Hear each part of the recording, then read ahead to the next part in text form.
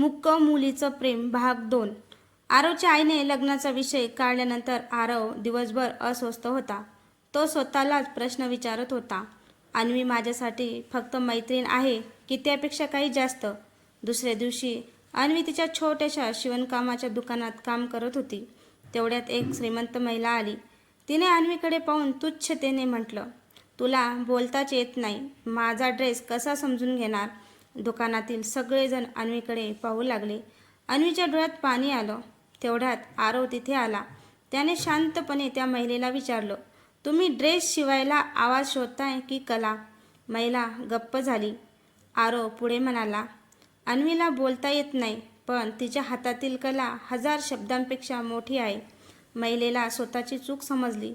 तिने अन्वीची माफी मागितली आणि ड्रेसची ऑर्डरही दिली. संध्याकाळी अन्वीने वहीत लिहिलं, तुम्ही नेहमी माझ्यासाठी उभे का राहता. आरव काही क्षण शांत राहिला. मग त्याने लिहिलं, कारण तुझ्या डोळ्यातलं दुःख मला सहन होत नाही. हे वाचताच अन्वीच्या हृदयाची धडधड वाढली. पहिल्यांदाच तिला जाणवलं ती आरववर मनापासून प्रेम करू लागली आहे. पण त्याचवेळी आरवच्या आईचा फोन आला. रविवारी मुलगी पाहायला जायचं आहे, सगळं ठरलं आहे.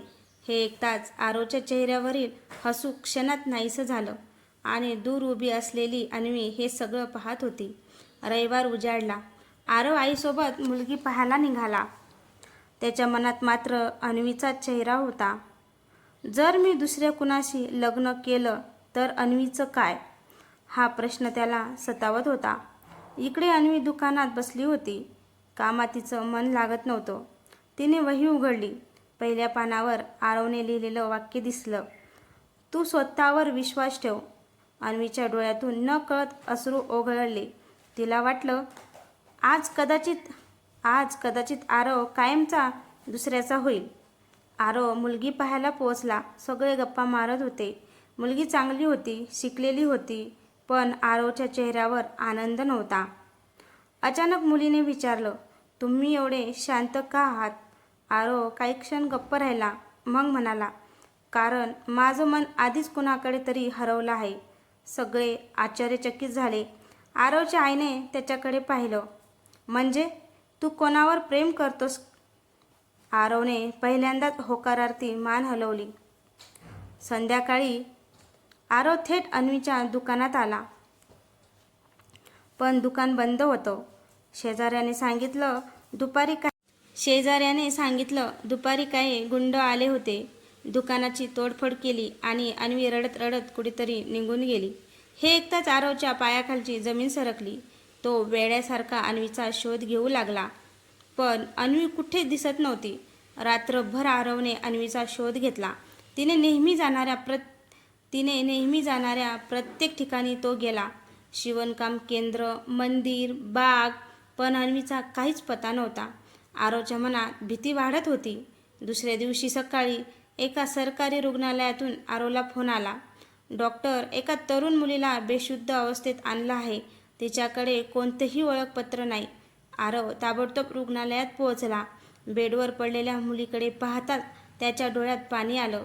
ती अन्वीच होती. तिच्या हाताला आणि कपाळाला जखमा होत्या. शुद्धीवर आल्यावर अन्वीने आरवला पाहिलं. ती काही बोलूच शकत नव्हती. तिच्या डोळ्यातून मात्र अश्रू वाहत होते. आरवने तिचा हात हातात घेतला.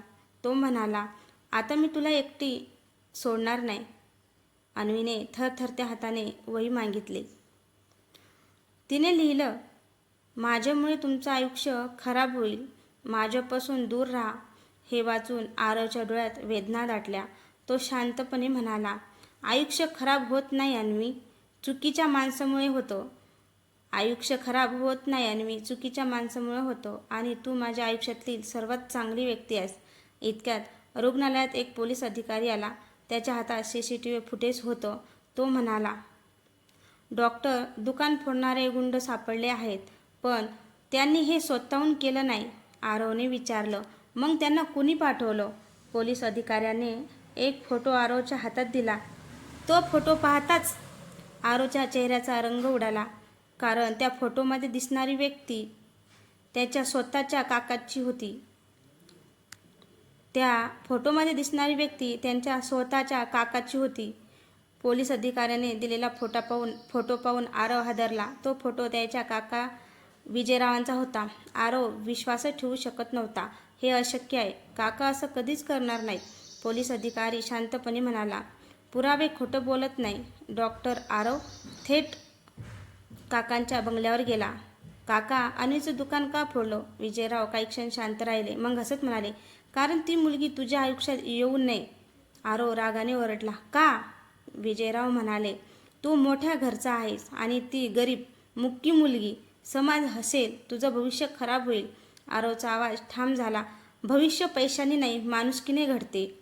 काही दिवसांनी अन्वी हॉस्पिटलमधून घरी आली. ती पुन्हा दुकान उघडणार होती, पण दुकानासमोर एक मोठा ट्रक उभा होता. त्यातून नवीन शिवण मशीन, कापड आणि फर्निचर उतरवलं जात होतं. अन्वी आश्चर्याने पाहत राहिली. आरव तिच्या समोर आला. त्याने वहीत लिहिलं, हे दान नाही, तुझ्या स्वप्नावरचा माझा विश्वास आहे. अन्वीच्या डोळ्यात आनंदाचे अश्रू आले. तिने प्रथमच आरवचा हात घट्ट धरला होता. दोघे काही क्षण एकमेकांकडे पाहत राहिले. शब्द नव्हते, पण त्या शांततेत प्रेम स्पष्ट दिसत होतं. इतक्यात आरवच्या आईने हे सर्व पाहिलं. तिने दोघांकडे पाहून शांतपणे विचारलं, आरव, हीच का ती मुलगी जिने तुझं मन जिंकलाय? आरवने हसत होकारार्थी मान हलवली. आई अन्वीजवळ गेली आणि तिच्या डोक्यावर प्रेमाने हात ठेवला. पण त्याच क्षणी एक काळी कार दुकानासमोर येऊन थांबली. त्यातून एक देखणा तरुण खाली उतरला. तो थेट अन्वीजवळ आला आणि म्हणाला, अन्वी, मी परत आलो आहे.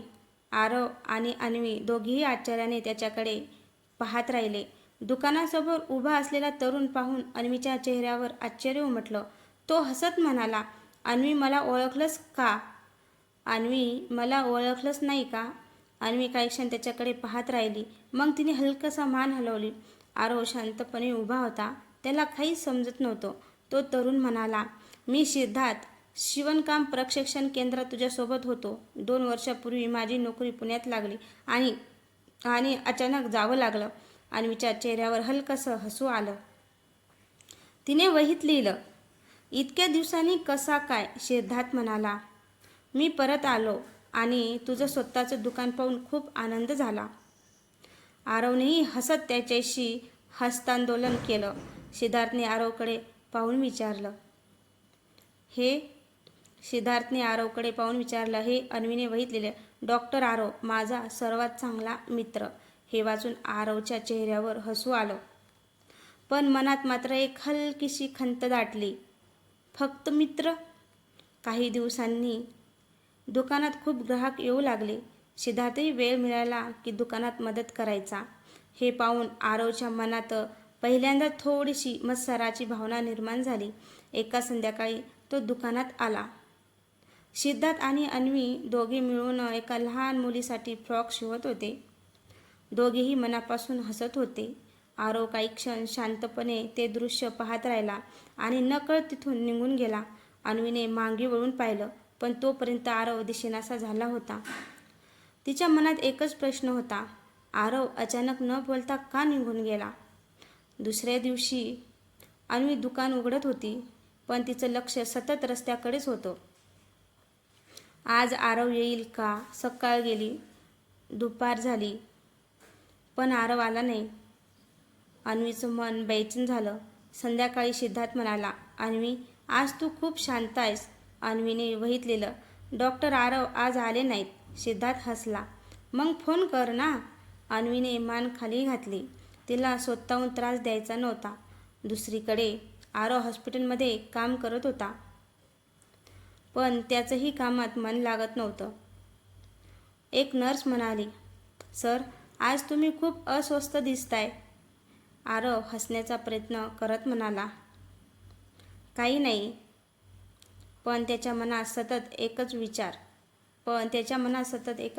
अन्वी आणि सिद्धार्थ एकमेकांसोबत खूप आनंदी दिसत होते.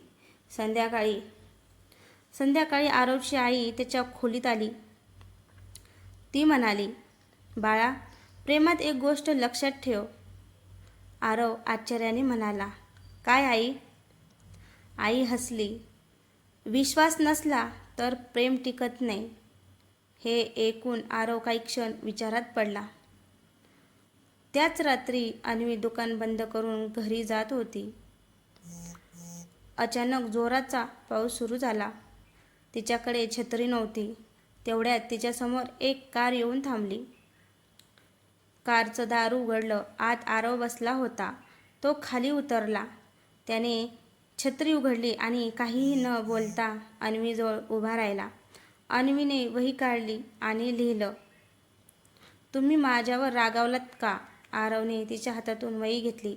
त्याने त्याच पानावर लिहिलं. राग नाही आला, पण तुला गमावण्याची भीती वाटली.